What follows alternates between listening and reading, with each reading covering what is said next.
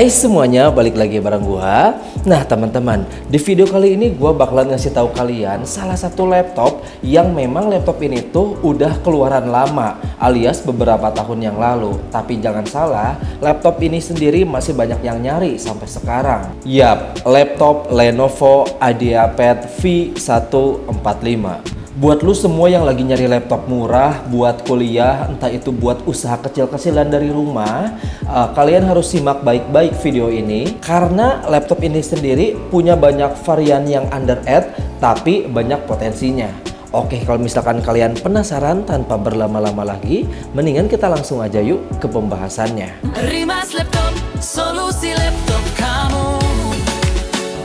Teknisi berpengalaman, kerja rapi selalu. Dari beli, servis sampai upgrade baru.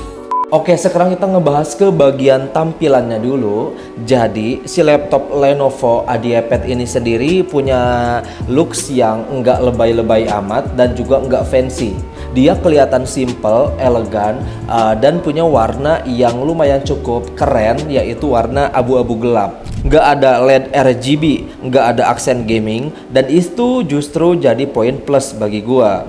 Lu bawa ke kampus atau kantor, kelihatannya profesional banget, nggak neko-neko. Build-nya juga cukup kokoh buat kelas entry level. Emang sih bodinya dari plastik, tapi bukan plastik murahan yang gampang bunyi krek gitu loh.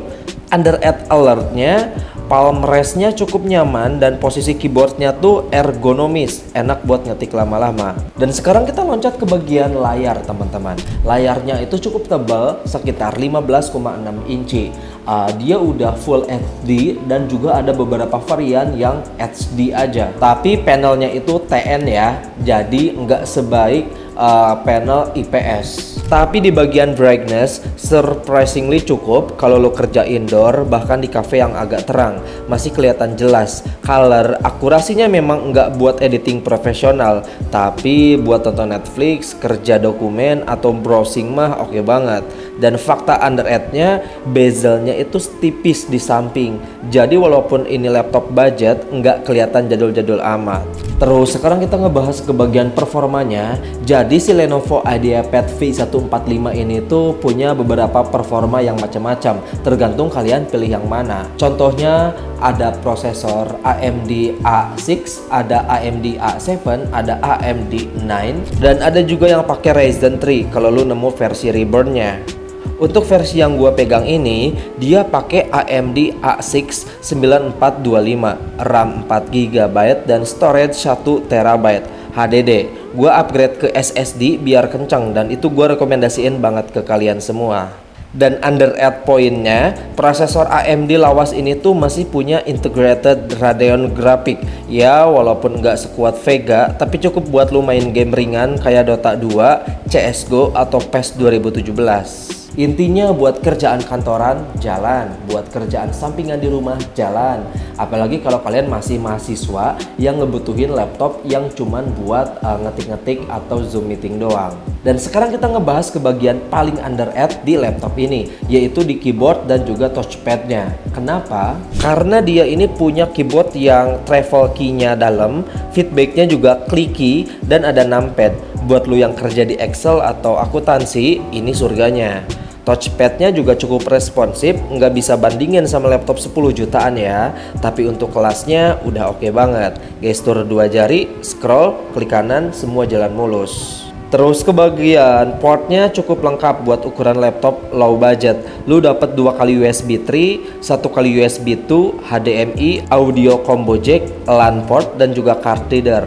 Yes, ada LAN. Buat yang masih kerja pakai koneksi kabel di kantor, ini penting banget. Dan sekarang kita loncat ke bagian terakhir, yaitu bagian baterainya. Nah ini tuh salah satu kekurangan yang paling kurang di laptop ini. Kenapa? Karena laptop ini tuh baterainya cuman bisa di pemakaian 3 atau 4 jam aja teman-teman.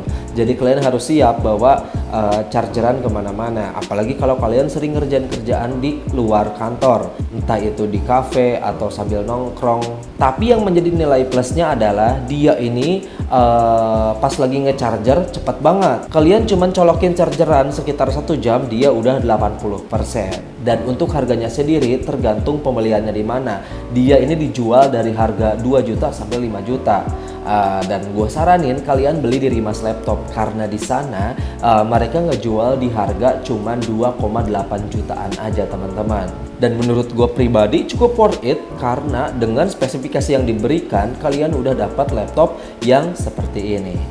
Oke, itu dia sedikit pembahasan malam ini. Seperti biasa, kalau misalkan kalian suka boleh banget buat minta like-nya, dan jangan lupa juga subscribe aja karena kedepannya bakalan banyak banget cerita-cerita menarik atau rekomendasi laptop yang bakalan gue kasih tahu kalian.